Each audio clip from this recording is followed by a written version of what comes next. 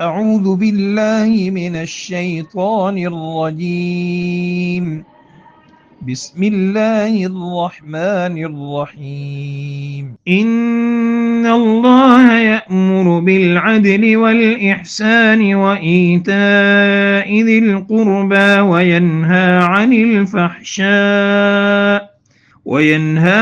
الفحشاء والمنكر والبغي يعظكم لعلكم تذكرون۔ ترجمہ: اللہ عدل اور احسان اور صلہ رحمی کا حکم دیتا ہے اور بے حیائی، برائی اور سرکشی سے منع کرتا ہے۔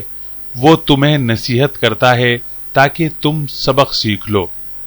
مولانا مودودی رحمہ اللہ نے فرمایا، یہ قرآن کی ایک جامع ترین آیت ہے جس میں دین کے بنیادی اصول اور سماجی و اخلاقی احکامات کو نہایت خوبصورت انداز میں بیان کیا گیا ہے، جن پر عمل سے ایک متوازن اور مثالی معاشرہ تشکیل پاتا ہے۔ عدل کا مطلب ہر انسان کے ساتھ انصاف اور حق کی ادائیگی ہے۔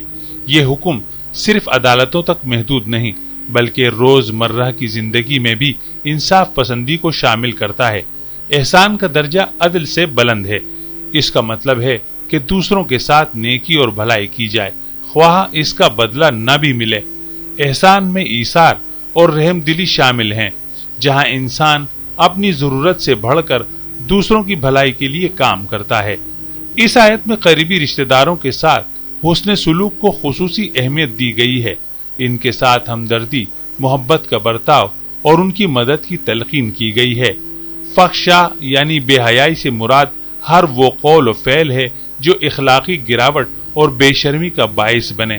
منکر یعنی برائی سے مراد ہر وہ عمل ہے جو دین اور فطرت کے خلاف ہو، جیسے جھوٹ، دھوکہ، ظلم اور فساد۔